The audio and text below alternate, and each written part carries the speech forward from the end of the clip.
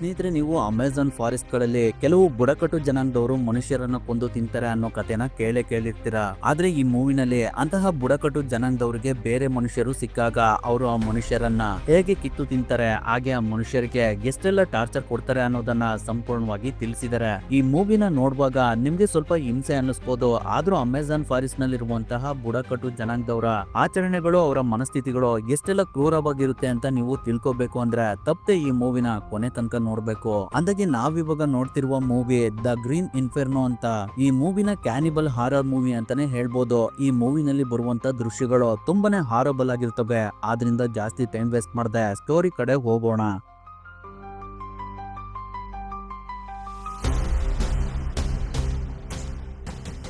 ಕತೆ ಶುರುವಾದಾಗ Amazon forest ನಲ್ಲಿರುವಂತ tribals ನ ತೋರಿಸ್ತಾರೆ. ಅವರು ಆಹಾರಕ್ಕೋಸ್ಕರ ಹಣ್ಣುಗಳನ್ನ ಹುಡುಕ್ತಾ ಇರ್ತಾರೆ. ಆ ಸಮಯದಲ್ಲಿ ಅವರಿಗೆ ಆ ಕಾಡನ್ನ ಕೆಲವು ಜನರು ನಾಶ ಮಾಡ್ತಿರೋದು ಗೊತ್ತಾಗುತ್ತೆ. ಅದು ಯಾಕೆ ಅಂತ ಮುಂದೆ ತಿಳ್ಕೊಳ್ಳೋಣ. ಅಲ್ಲಿಗೆ ಆ ಸೀನ್ ಕಟ್ಟಾಗಿ ಅಲೆಕ್ಸಾಂಡರ್ ಅನ್ನೋ ಒಬ್ಬ ವ್ಯಕ್ತಿ ತನ್ನ ಗರ್ಲ್ ಫ್ರೆಂಡ್ ಜೊತೆ ಸ್ವಲ್ಪ ಜನಗಳನ್ನ ಸೇರಿಸ್ಕೊಂಡು ನಮ್ಗೆ ಇವಾಗ್ಲೇ ಹೆಲ್ತ್ ಇನ್ಶೂರೆನ್ಸ್ ಬೇಕು ಅಂತ ಅನೌನ್ಸ್ಮೆಂಟ್ ಮಾಡ್ತಿರೋದನ್ನ ತೋರಿಸ್ತಾರೆ. ಅವರು ತುಂಬಾನೇ ಜೋರಾಗಿ ಸೌಂಡ್ ಮಾಡ್ತಿರೋದ್ರಿಂದ ಅಲ್ಲೇ ಪಕ್ಕದಲ್ಲಿದ್ದ ಹಾಸ್ಟೆಲ್ ಅಲ್ಲಿ ಮಲಗಿರುವ ಜಸ್ಟಿನ್ಗೆ ಎಚ್ಚರಿಕೆ ಆಗುತ್ತೆ. ಅದರಿಂದ ಅವಳು ಮೇಲ್ಗಡೆ ಎದ್ದು ಕಿಟಕಿಯಿಂದ ಹೊರಗಡೆ ನೋಡ್ತಾ ಇರ್ತಾಳೆ.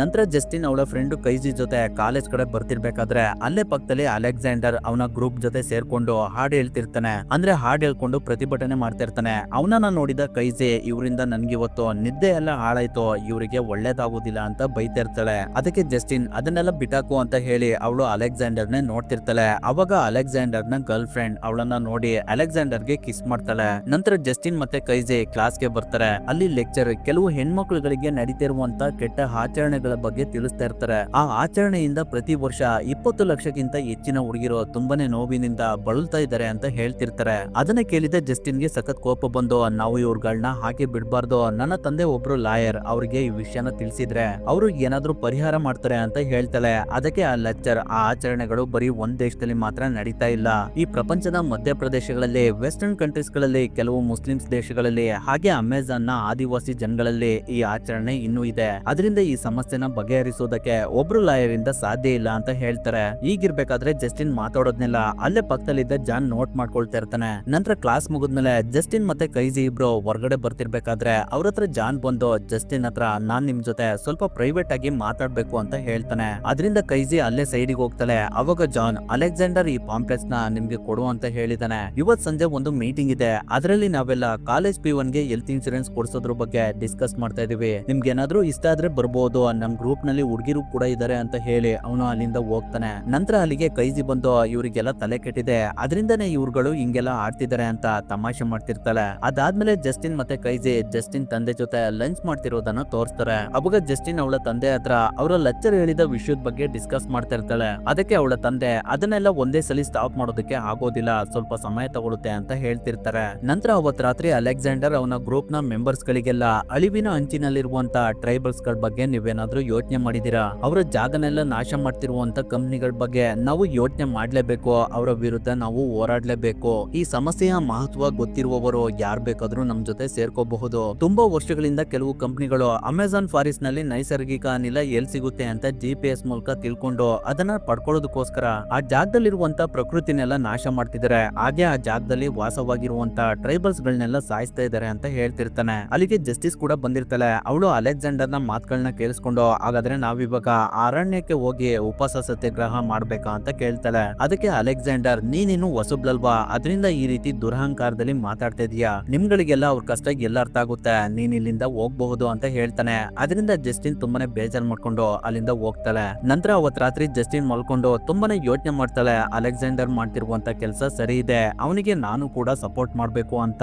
ಅದರಿಂದ ನೆಕ್ಸ್ಟ್ ಡೇ ಜಸ್ಟಿನ್ ಅಲೆಕ್ಸಾಂಡರ್ ಹತ್ರ ಬಂದು, ರಾತ್ರಿ ನನ್ನಿಂದಾದ ತಪ್ಪಿಗೆ ಸಾರಿ ಕೇಳ್ತೀನಿ, ನಾನು ಆ ವಿಷಯದ ಬಗ್ಗೆ ತುಂಬಾನೇ ಸೀರಿಯಸ್ ಆಗಿ ಯೋಚನೆ ಮಾಡಿದೆ ಅಂತ ಹೇಳ್ತಾಳೆ. ಅವಾಗ ಅಲೆಕ್ಸಾಂಡರ್, ನಮ್ಗೆ ಸಮಸ್ಯೆಗಳನ್ನ ಅರ್ಥ ಮಾಡ್ಕೊಂಡು ಗಂಭೀರತೆಯಿಂದ ಮಾತಾಡುವವರು ಬೇಕು, ಗೇಲಿ ಮಾಡುವವರ ಅವಶ್ಯಕತೆ ನಮ್ಗಿಲ್ಲ ಅಂತ ಹೇಳ್ತಾನೆ. ಅದಕ್ಕೆ ಜಸ್ಟಿನ್, ನಾನು ಸೀರಿಯಸ್ ಆಗಿ ಯೋಚನೆ ಮಾಡಿದೆ, ನಾನ್ ನಿಮ್ಗೆ ಸಪೋರ್ಟ್ ಮಾಡ್ತೀನಿ, ನನ್ಗೂ ಕೂಡ ಒಂದು ಅವಕಾಶ ಕೊಡಿ, ಹಾಗೆ ನೀವು ಕೂಡ ನನ್ಗೆ ಇನ್ನೊಂದು ಹೆಲ್ಪ್ ಮಾಡ್ಬೇಕು. ಅದೇನಂದ್ರೆ ಈ ಮಿಷನ್ ಕಂಪ್ಲೀಟ್ ಆದ್ಮೇಲೆ ತುಂಬಾ ಕಂಟ್ರಿಗಳಲ್ಲಿ ಇವಾಗ್ಲೂ ನಡೀತಾ ಇರುವಂತಹ ಹೆಣ್ಮಕ್ಳುಗಳ ವಿಚಿತ್ರ ಆಚರಣೆಗಳನ್ನ ಸ್ಟಾಪ್ ಮಾಡೋದಕ್ಕೆ ನೀವು ಕೂಡ ಹೆಲ್ಪ್ ಮಾಡ್ಬೇಕು ಅಂತ ಹೇಳ್ತಾಳೆ. ಅದಕ್ಕೆ ಅಲೆಕ್ಸಾಂಡರ್ ಕೂಡ ಒಪ್ಕೊಳ್ತಾನೆ. ಇರ್ತಾನೆ. ನಂತರ ಅವತ್ ರಾತ್ರಿ ಅಲೆಕ್ಸಾಂಡರ್ ಅವನ ಗ್ರೂಪ್ಗೆ ಅಮೆಜಾನ್ ಫಾರೆಸ್ಟ್ ನ ಮ್ಯಾಪ್ ನ ತೋರಿಸಿ ಕಂಪ್ನಿಗಳು ಕೆಲಸ ಮಾಡ್ತಿರುವ ಜಾಗದ ಬಗ್ಗೆ ಎಕ್ಸ್ಪ್ಲೈನ್ ಮಾಡ್ತಾ ಇರ್ತಾನೆ. ಅವಾಗ ಅಲ್ಲಿಗೆ ಜಸ್ಟಿನ್ ಕೂಡ ಬರ್ತಾಳೆ. ನಂತರ ಅಲೆಕ್ಸಾಂಡರ್ ಮೊಬೈಲ್ ಗಳಿಂದ ಲೈವ್ ಬಂದು ಜನಗಳ ಮುಂದೆ ನಮ್ಗಳನ್ನ ಕಾಪಾಡಿ, ನಮ್ಗಳನ್ನ ಇವ್ರುಗಳು ಕಟಾಕಿ ನಮ್ಗಳಿಗೆ ತುಂಬಾನೇ ಹಿಂಸೆ ಕೊಡ್ತಿದ್ದಾರೆ, ನಾವುಗಳು ಈ ಕಾಡನ್ನ ರಕ್ಷಣೆ ಮಾಡೋದಕ್ಕೆ ಇಲ್ಲಿಗೆ ಬಂದಿದೀವಿ ಅಂತ ಹೇಳ್ಬೇಕು. ಅವಾಗ ಜನಗಳೇ ಆ ಕಂಪ್ನಿಗಳಿಗೆ ಶಿಕ್ಷೆ ಆಗೋ ಹಾಗೆ ಅಲ್ಲಿನ ಸರ್ಕಾರಕ್ಕೆ ಒತ್ತಾಯ ಮಾಡ್ತಾರೆ ಅಂತ ಹೇಳ್ತಾನೆ. ಅವಾಗ ಹ್ಯಾಮಿ ಆ ಕಾಡಿನೊಳಗಡೆ ನಮ್ಗೆ ಇಂಟರ್ನೆಟ್ ಎಲ್ಲಿ ಸಿಗುತ್ತೆ ಅಂತ ಕೇಳ್ತಾಳೆ. ಅದಕ್ಕೆ ಅಲೆಕ್ಸಾಂಡರ್ ಆ ಕಂಪ್ನಿಗಳ ಹತ್ರ ಸ್ಯಾಟಲೈಟ್ ಇದೆ, ಅದನ್ನ ನಾವು ಹ್ಯಾಕ್ ಮಾಡಿದ್ರೆ ನಮ್ಗೆ ಇಂಟರ್ನೆಟ್ ಸಿಗುತ್ತೆ ಅಂತ ಹೇಳ್ತಾನೆ. ನಂತರ ಕೈಸಿಗೆ ಜಸ್ಟಿನ್ ಅಲೆಕ್ಸಾಂಡರ್ ಜೊತೆ ಹೋಗ್ತಿರೋದು ಗೊತ್ತಾಗಿ ಅವಳಿಗೆ ಸಖತ್ ಬೈತಾ ಇರ್ತಾಳೆ. ಆದ್ರೂ ಕೂಡ ಜಸ್ಟಿನ್ ಸ್ವಲ್ಪನೂ ತಲೆ ಕೆಡಿಸ್ಕೊಳ್ತಾ ಇರೋದಿಲ್ಲ, ಯಾಕಂದ್ರೆ ನಾವು ಹೋಗ್ತಿರೋದು ಕಾಡನ್ನ ಉಳಿಸೋದಕ್ಕೆ, ಅದು ಒಳ್ಳೆ ವಿಷಯನೇ ಅಂತ ಅನ್ಕೊಳ್ತಾ ಇರ್ತಾಳೆ. ನಂತರ ಜಸ್ಟಿನ್ ಅವರ ತಂದೆಗೆ ಕಾಲ್ ಮಾಡಿ ನಾವು ಖಾಲಿ ಟ್ರಿಪ್ಗೆ ಹೋಗ್ತಿದೀವಿ ಅಂತ ಸುಳ್ಳು ಹೇಳಿ ಬ್ಯಾಗ್ ನ ಪ್ಯಾಕ್ ಮಾಡ್ಕೊಂಡು ಅಲ್ಲಿಂದ ಹೊರಡ್ತಾಳೆ. ಅವಳು ಹೋಗ್ಬೇಕಾದ್ರೆ ಅವಳ ತಾಯಿ ಕೊಟ್ಟಿದ್ದ ಡಾಲರ್ ನ ತಗೊಂಡು ಹೊರಡ್ತಾಳೆ. ಅಬುಕ ಕೈಜಿ ತುಂಬಾನೇ ದುಃಖದಿಂದ ನೀನು ಅವ್ರಗಳ ಜೊತೆ ಸ್ವಲ್ಪ ಹುಷಾರಾಗಿರು ಅಂತ ಹೇಳ್ತಾಳೆ. ನಂತರ ಎಲ್ಲರೂ ಫ್ಲೈಟ್ ನಲ್ಲಿ ಅಮೆಜಾನ್ ಕಾಡಿಗೆ ನಿಯರೆಸ್ಟ್ ಆಗಿರುವಂತ ಸಿಟಿಗೆ ಬಂದು ಅಲೆಕ್ಸಾಂಡರ್ ನ ಸ್ನೇಹಿತನಾದ ಕಾಲರ್ಸ್ ನ ಮೀಟ್ ಮಾಡ್ತಾರೆ. ಅವನು ಕಾಡಿನೊಳಗಡೆ ಹೋಗೋದಕ್ಕೆ ಒಂದು ಪ್ರೈವೇಟ್ ಜೆಟ್ ಅನ್ನ ತಂದಿರ್ತಾನೆ. ಅಲೆಕ್ಸಾಂಡರ್ ಕಾಲರ್ಸ್ ನ ಎಲ್ಲರಿಗೂ ಪರಿಚಯ ಮಾಡ್ಕೊಡ್ತಾನೆ. ಅಲ್ಲಿ ಕಾಲರ್ಸ್ ಒಬ್ಬ ಡ್ರಗ್ ಡೀಲರ್ ಕೂಡ ಆಗಿರ್ತಾನೆ. ನಂತರ ಎಲ್ಲರೂ ಅಲ್ಲಿಂದ ಅಮೆಜಾನ್ ಕಾಡಿನ ಕಡೆ ಹೋಗ್ತಾರೆ. ಸ್ವಲ್ಪ ಸಮಯ ಆದ್ಮೇಲೆ ಎಲ್ಲರೂ ಜೆಟ್ ಇಂದ ಕೆಳಗಡೆ ಇಳಿದು ಅಮೆಜಾನ್ ಕಾಡಿನ ಒಳಗಡೆ ಹೋಗೋದಕ್ಕೆ ಅಲ್ಲಿನ ಲೋಕಲ್ ಆಟೋಗಳಿಂದ ಹೋಗಿ ಒಂದು ಹೋಟೆಲ್ ನಲ್ಲಿ ಊಟ ಮಾಡ್ತಾ ಇರ್ತಾರೆ. ಅವಾಗ ಕಾಲರ್ಸ್ ಗಾರ್ಡ್ಗೆ ಸ್ವಲ್ಪ ಗಾಂಜನ ಕೊಟ್ಟು ಮಜಾ ಮಾಡುವಂತ ಹೇಳ್ತಾನೆ. ಅಲ್ಲಿ ಅಲೆಕ್ಸಾಂಡರ್ ಎಲ್ಲರಿಗೂ ಒಂದೊಂದು ಮೊಬೈಲ್ ನ ಕೊಟ್ಟು ಎಲ್ಲರೂ ಈ ಮೊಬೈಲ್ ನ ಹುಷಾರಾಗಿ ಇಟ್ಕೊಳ್ಳಿ, ಈ ಮೊಬೈಲ್ ಗಳೇ ನಮ್ಗೆ ವೆಪನ್ಸ್ ಇದ್ದ ಹಾಗೆ, ಯಾಕಂದ್ರೆ ಆ ಕಂಪ್ನಿನ ಪ್ರೊಟೆಕ್ಷನ್ ಮಾಡೋದಕ್ಕೆ ಎಕ್ಸ್ ಸರ್ವಿಸ್ ಮ್ಯಾನ್ ಗಳನ್ನ ನೇಮಕ ಮಾಡಿದ್ದಾರೆ, ಅವ್ರ ಹತ್ರ ಗನ್ಗಳು ಇರ್ತವೆ, ಅವ್ರು ಬೇಕಾದ್ರೆ ಶೂಟ್ ಕೂಡ ಮಾಡಬಹುದು ಅಂತ ಹೇಳ್ತಾನೆ. ಅದರಿಂದ ಅಲ್ಲಿದ್ದವರೆಲ್ಲ ಸಖತ್ ಭಯ ಪಡ್ತಿರ್ತಾರೆ. ಅದಕ್ಕೆ ಅಲೆಕ್ಸಾಂಡರ್ ನಾನು ಯಾರಿಗೂ ಇಲ್ಲಿಗೆ ಬನ್ನಿ ಅಂತ ಬಲವಂತ ಮಾಡಿಲ್ಲ, ನಿಮ್ಗೆ ಹೋಗ್ಬೇಕು ಅಂತ ಅನ್ಸಿದ್ರೆ ಇವಾಗ್ಲೂ ಹೋಗ್ಬಹುದು ಅಂತ ಹೇಳ್ತಾನೆ. ಅವಾಗ ಎಲ್ಲರೂ ಸುಮ್ನಾಗ್ತಾರೆ. ಅದಾದ್ಮೇಲೆ ಎಲ್ಲರೂ ಅಮೆಜಾನ್ ಕಾಡಿಗೆ ಕನೆಕ್ಟ್ ಆಗುವಂತ ನದಿ ಹತ್ರ ಬಂದು 2 ಬೋಟ್ ಗಳನ್ನ ತಗೊಂಡು ಅಲ್ಲಿಂದ ಹೊರಡ್ತಾರೆ. ಕೆಲವು ಗಂಟೆಗಳ ಪ್ರಯಾಣದ ನಂತರ ಅವ್ರು ತಲುಪಬೇಕಾದ ಜಾಗ ಬರುತ್ತೆ. ಅದರಿಂದ ಎಲ್ಲರೂ ಬೋಟ್ ಇಂದ ಕೆಳಗಡೆ ಇಳಿದು ಅಲ್ಲಿನ ಕಂಪ್ನಿ ವರ್ಕರ್ಸ್ ಗಳು ಯೂಸ್ ಮಾಡುವಂತ ಬಟ್ಟೆನ ಹಾಕೊಂಡು ಕಾಡಿನೊಳಗಡೆ ಹೋಗ್ತಾರೆ. ಅವ್ರುಗಳೆಲ್ಲ ಸ್ವಲ್ಪ ದೂರ ಕಾಡಿನೊಳಗಡೆ ಬಂದಾಗ ಒಂದ್ ಕಡೆ ಅವರಿಗೆ ಕಂಪ್ನಿಯ ವರ್ಕರ್ಸ್ ಗಳು ಕಾಡಿನ ಮರಗಳನ್ನೆಲ್ಲ ಕಟ್ ಮಾಡ್ತಿರುವ ಜಾಗ ಸಿಗುತ್ತೆ. ಅವಾಗ ಊಟದ ಸಮಯ ಆದ್ರಿಂದ ಎಲ್ಲ ವರ್ಕರ್ಸ್ ಗಳು ಊಟಕ್ಕಂತ ಹೋಗ್ತಾ ಇರ್ತಾರೆ. ಆ ಸಮಯನ ನೋಡ್ಕೊಂಡು ಎಲ್ಲರೂ ಕೆಲಸ ಮಾಡ್ತಿರುವಂತ ಜಾಗದ ಹತ್ರ ಹೋಗಿ ಕಬ್ಬಿಣದ ಚೈನ್ ಗಳಿಂದ ಅವರನ್ನ ಅವರೇ ಲಾಕ್ ಮಾಡ್ಕೋತಾ ಇರ್ತಾರೆ. ಅವಾಗ ಜಸ್ಟಿನ್ ಹತ್ರ ಇದ್ದ ಬೀಗ ಲಾಕ್ ಆಗ್ತಿರೋದಿಲ್ಲ. ಅಷ್ಟರಲ್ಲಿ ಎಲ್ಲರೂ ಮೊಬೈಲ್ ನ ಆನ್ ಮಾಡಿ ಅಲ್ಲಿದ್ದ ಸ್ಯಾಟಲೈಟ್ ನ ಸಹಾಯದಿಂದ ಸೋಷಿಯಲ್ ಮೀಡಿಯಾಗಳಲ್ಲಿ ಲೈವ್ ಬಂತು ಈ ಕಾಡು ನಮ್ದು, ಈ ಕಾಡನ್ನ ಬಿಟ್ಟೋಗಿ ಅಂತ ಕೂಗೋದಕ್ಕೆ ಸ್ಟಾರ್ಟ್ ಮಾಡ್ತಾರೆ. ಅದರಿಂದ ಆ ಕಂಪ್ನಿಯ ಎಕ್ಸ್ ಸರ್ವಿಸ್ ಮ್ಯಾನ್ ಗಳೆಲ್ಲ ಅವ್ರ ಹತ್ರ ಬಂದು ಅವರನ್ನ ಶೂಟ್ ಮಾಡೋದಕ್ಕೆ ನೋಡ್ತಾ ಇರ್ತಾರೆ. ಆದ್ರೆ ಅವರ ಕೈಯಲ್ಲಿದ್ದ ಮೊಬೈಲ್ ನ ನೋಡಿ ಅವರಿಗೆ ಏನು ಮಾಡೋದಿಲ್ಲ. ಅಷ್ಟರಲ್ಲಿ ಒಬ್ಬ ಜಸ್ಟಿನ್ ಹತ್ರ ಬಂದು ಅವಳ ಚೈನ್ ಲಾಕ್ ಆಗ್ದಿರೋದನ್ನ ನೋಡಿ ಅವಳ ಮಾಸ್ಕ್ ನ ತೆಗೆದು ಅವಳ ತಲೆಗೆ ಗನ್ನೇನ್ ಮಾಡ್ತಾನೆ. ಅದರಿಂದ ಅಲೆಕ್ಸಾಂಡರ್ ಲೈವ್ ನಲ್ಲಿ ಈ ಕಂಪ್ನಿಯವರು ಇಲ್ಲಿದ್ದ ಬುಡಕಟ್ಟು ಜನಾಂಗದವ್ರನ್ನೆಲ್ಲ ಸಾಯಿಸಿ ಈ ಕಾಡನ್ನ ನಾಶ ಮಾಡ್ತಿದ್ದಾರೆ. ಇವಾಗ ನೋಡಿದ್ರೆ ಈ ಕಾಡನ್ನ ಪ್ರೊಟೆಕ್ಟ್ ಮಾಡೋದಕ್ಕೆ ಬಂದ ಈ ಹುಡುಗಿನ ಸಾಯಿಸೋದಕ್ಕೆ ನೋಡ್ತಾ ಇದ್ದಾರೆ. ಈ ಹುಡುಗಿಯ ತಂದೆ ಅಮೆರಿಕದಲ್ಲಿ ದೊಡ್ಡ ಲಾಯರ್. ಈ ಹುಡುಗಿನ ಏನಾದ್ರೂ ನೀವು ಸಾಯಿಸಿದ್ರೆ ಏನಾಗುತ್ತೆ ನೋಡಿ ಅಂತ ಕೂಗ್ತಾ ಇರ್ತಾನೆ. ಅಷ್ಟರಲ್ಲಿ ಅವರಿಗೆ ಅವರ ಕಂಪ್ನಿ ಕಡೆಯಿಂದ ಒಂದು ಕಾಲ್ ಬರುತ್ತೆ. ಅದರಿಂದ ಅವರು ಸುಮ್ನಾಗ್ತಾರೆ. ಅವಾಗ ಅಲೆಕ್ಸಾಂಡರ್ ನಾವು ಬಂದಿರುವಂತ ಕೆಲಸ ಸಕ್ಸಸ್ ಆಯ್ತು ಅಂತ ತುಂಬಾನೇ ಖುಷಿ ಪಡ್ತಾ ಇರ್ತಾನೆ. ಆದ್ರೆ ಜಸ್ಟಿನ್ ಮಾತ್ರ ಇವ್ರುಗಳೆಲ್ಲ ನನ್ನನ್ನ ಯೂಸ್ ಮಾಡ್ಕೊಳ್ಳೋದಕ್ಕೆ ಇಲ್ಲಿ ಕರ್ಕೊಂಡ್ ಬಂದಿದ್ದಾರೆ ಅಂತ ತುಂಬಾನೇ ಹೇಳ್ತಾ ಇರ್ತಾಳೆ. ನಂತರ ಆ ಕಂಪ್ನಿಯವರು ಅವ್ರಗಳನ್ನೆಲ್ಲ ಅಲ್ಲಿನ ಸರ್ಕಾರಕ್ಕೆ ಒಪ್ಪಿಸ್ತಾರೆ. ಆದ್ರೆ ಕಾರ್ಲೋಸ್ ಒಬ್ಬ ಡ್ರಗ್ ಡೀಲರ್ ಆದ್ರಿಂದ ಅವ್ರಗಳನ್ನೆಲ್ಲ ಬಿಡಿಸಿ ವಾಪಸ್ ಕರ್ಕೊಂಡ್ ಬರ್ತಾನೆ. ಅವ್ರಗಳೆಲ್ಲ ಜೆಟ್ ಅಲ್ಲಿ ಬರ್ತಿರ್ಬೇಕಾದ್ರೆ ನಮ್ ಕೆಲಸ ಸಕ್ಸಸ್ ಆಯ್ತು ಅಂತ ಪಾರ್ಟಿ ಮಾಡ್ತಾ ಇರ್ತಾರೆ. ಅವಾಗ ಅವ್ರಗಳು ಮಾಡಿದಂತ ವಿಡಿಯೋಗೆ ಎಷ್ಟೆಲ್ಲ ಲೈಕ್ಸ್ ಮತ್ತೆ ಕಮೆಂಟ್ಸ್ ಗಳು ಬಂದಿದಾವೆ ಅಂತ ನೋಡ್ತಾ ತುಂಬಾನೇ ಖುಷಿ ಪಡ್ತಾ ಇರ್ತಾರೆ. ಆದ್ರೆ ಜಸ್ಟಿನ್ ಮಾತ್ರ ತುಂಬಾನೇ ಬೇಜಾರದಲ್ಲಿ ಇರ್ತಾಳೆ. ಈಗಿರ್ಬೇಕಾದ್ರೆ ಅವ್ರು ಹೋಗ್ತಿದ್ದ ಜೆಟ್ ನಲ್ಲಿ ಬೆಂಕಿ ಬಂದು ಅದು ಕೆಳಗಡೆ ಬೀಳ್ತಾ ಇರುತ್ತೆ.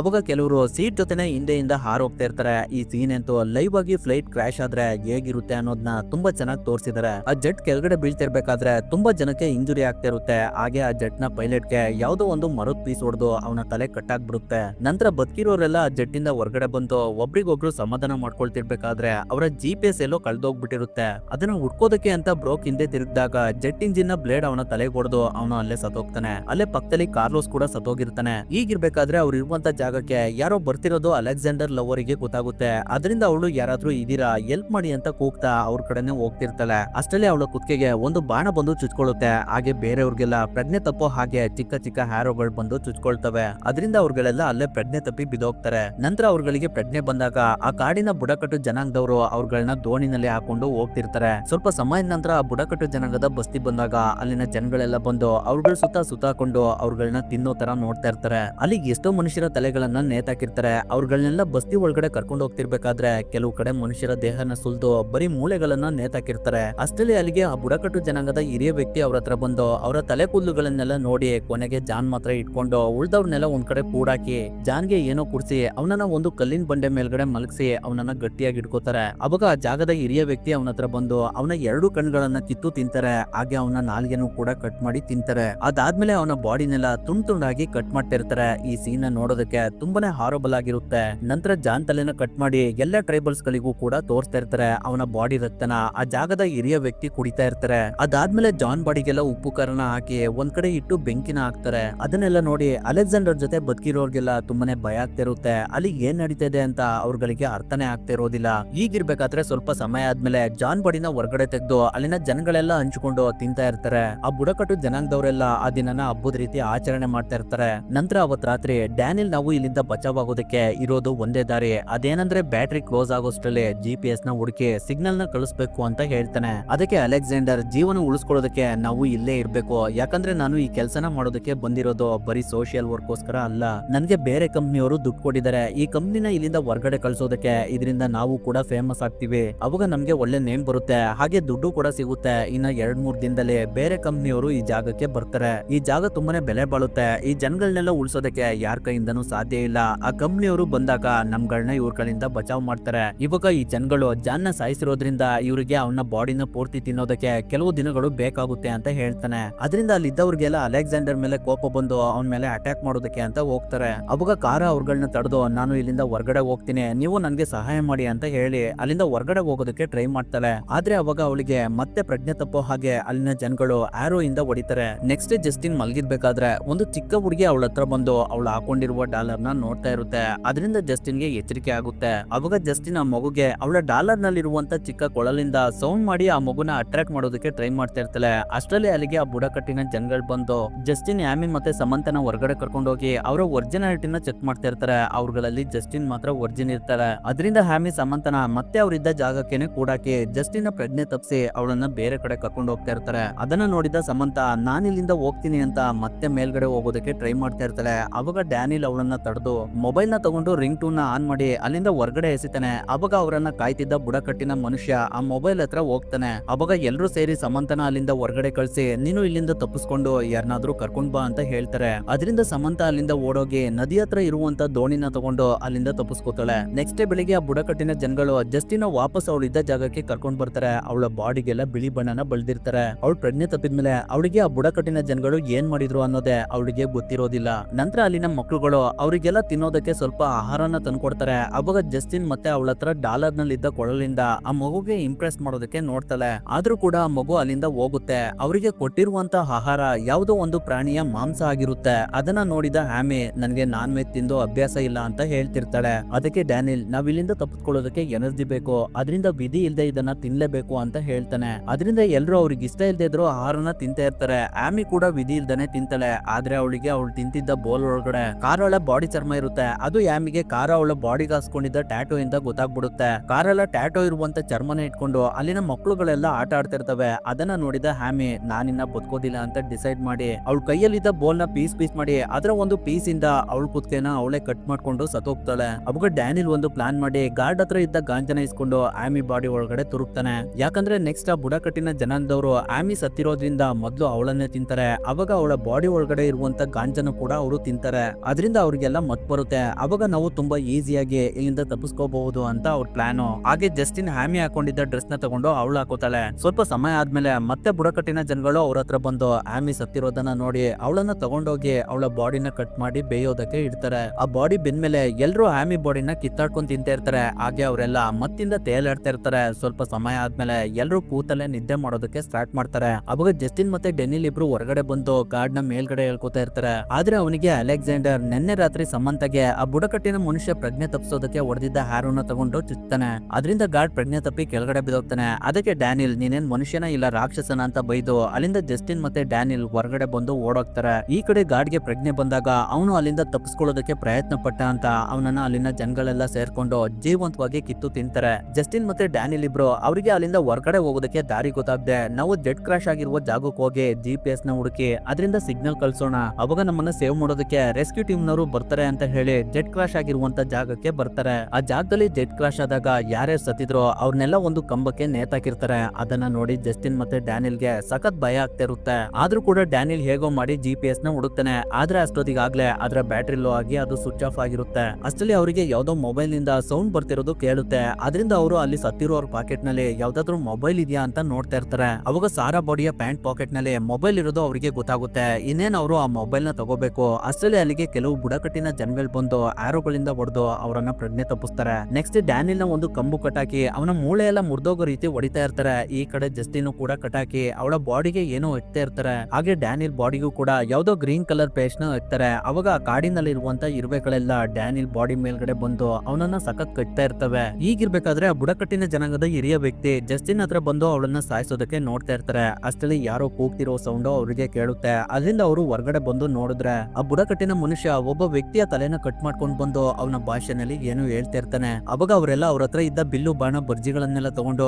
ಯಾರ ಮೇಲೋ ಯುದ್ಧಕ್ಕೆ ಅಂತ ಹೋಗ್ತಾರೆ. ಈ ಕಡೆ ಅದೇ ಸಮಯದಲ್ಲಿ ಜಸ್ಟಿನ್ ಯಾವಾಗ್ಲೂ ಅವಳ ಡಾಲರ್ ನಲ್ಲಿ ಕೊಳಲಿಂದ ಇಂಪ್ರೆಸ್ ಮಾಡ್ತಿದ್ದ ಹುಡುಗಿ ಅವಳ ಹತ್ರ ಬಂದು ಜಸ್ಟಿನ್ ಗೆ ಕಟ್ಟಿದ ಹಗ್ಗನ ಬಿಚ್ಚಿ ಅಲ್ಲಿಂದ ಅವಳನ್ನ ಹೊರಗಡೆ ಕರ್ಕೊಂಡು ಹೋಗ್ತಾ ಇರುತ್ತೆ. ಅವಾಗ ಅಲೆಕ್ಸಾಂಡರ್ ಅವಳನ್ನ ನೋಡಿ ಜಸ್ಟಿನ್ ನನ್ನನ್ನು ಕೂಡ ಕಾಪಾಡು ಅಂತ ಕೂಗ್ತಾ ಇರ್ತಾನೆ. ಆದ್ರೆ ಅವನು ತುಂಬಾನೇ ಕೆಟ್ಟವನಾಗಿರೋದ್ರಿಂದ ಜಸ್ಟಿನ್ ಅವನನ್ನ ಅಲ್ಲೇ ಬಿಟ್ಟು ಹೋಗ್ತಾಳೆ. ಅಲೆಕ್ಸಾಂಡರ್ ತುಂಬಾನೇ ಜೋರಾಗಿ ಕೂಗ್ತಾ ಇರೋದ್ರಿಂದ ಆ ಬುಡಕಟ್ಟಿನ ಇನ್ನೊಂದು ಮಗು ಜಸ್ಟಿನ್ ಅಲ್ಲಿಂದ ಹೋಗ್ತಿರೋದನ್ನ ನೋಡ್ಬಿಡುತ್ತೆ. ಅದರಿಂದ ಆ ಮಗು ಅವಳ ತಂದೆ ಹತ್ರ ಹೋಗಿ ಎಲ್ಲ ವಿಷಯನೂ ಹೇಳಿ ಜಸ್ಟಿನ್ ಹೋದ್ ಕಡೆನೆ ಕರ್ಕೊಂಡು ಹೋಗುತ್ತೆ. ಈ ಕಡೆ ಅಲೆಕ್ಸಾಂಡರ್ ಸುತ್ತ ಅವನು ಎಲ್ಲೂ ಹೋಗದೆ ಇರೋ ಹಾಗೆ ಕೆಲವು ಮಕ್ಕಳುಗಳು ಬಂದು ಅವನನ್ನ ಕಾಯ್ತಾ ನಿಂತ್ಕೋತವೆ. ಜಸ್ಟಿನ್ ಸ್ವಲ್ಪ ದೂರ ಬಂದ್ಮೇಲೆ ಅವಳ ತಾಯಿ ಕೊಟ್ಟಿದ್ದ ಡಾಲರ್ ನ ಅವಳನ್ನ ಕಾಪಾಡಿದ ಮಗು ಕೊಟ್ಟು ಅವಳು ಅಲ್ಲಿಂದ ಓಡೋಗ್ತಾಳೆ. ಜಸ್ಟಿನ್ ಹಾಗೆ ಕಾಡು ಒಳಗಡೆ ಬಂದಾಗ ಅವಳಿಗೆ ಯಾರೋ ಗನ್ಗಳಿಂದ ಶೂಟ್ ಮಾಡ್ತಿರುವ ಸೌಂಡ್ ಕೇಳುತ್ತೆ. ಅದರಿಂದ ಅವಳು ಆ ಸೌಂಡ್ ಬರ್ತಿರುವ ಜಾಗಕ್ಕೆ ಹೋದಾಗ ಅಲ್ಲಿ ಅಲೆಕ್ಸಾಂಡರ್ ಹೇಳ್ದ ಹಾಗೆ ಆ ಜಾಗಕ್ಕೆ ಬೇರೆ ಕಂಪ್ನಿಯವ್ರು ಬಂದು ಅಲ್ಲಿನ ಬುಡಕಟ್ಟಿನ ಜನಾಂಗದವ್ರನ್ನ ಶೂಟ್ ಮಾಡಿ ಸಾಯಿಸ್ತಾ ಇರ್ತಾರೆ. ಅವಾಗ ಜಸ್ಟಿನ್ ಸ್ವಲ್ಪ ಮುಂದೆ ಬಂದು ನನಗೆ ಶೂಟ್ ಮಾಡ್ಬೇಡಿ, ನಾನು ಅಮೆರಿಕನ್, ನೋಡಿ ನನ್ನ ಹತ್ರ ಮೊಬೈಲ್ ಇದೆ, ನಾನು ಇಲ್ಲಿ ನಡೀತಾ ಇರೋದ್ನೆಲ್ಲ ಶೂಟ್ ಮಾಡ್ತಾ ಇದೀನಿ ಅಂತ ಹೇಳ್ತಾಳೆ.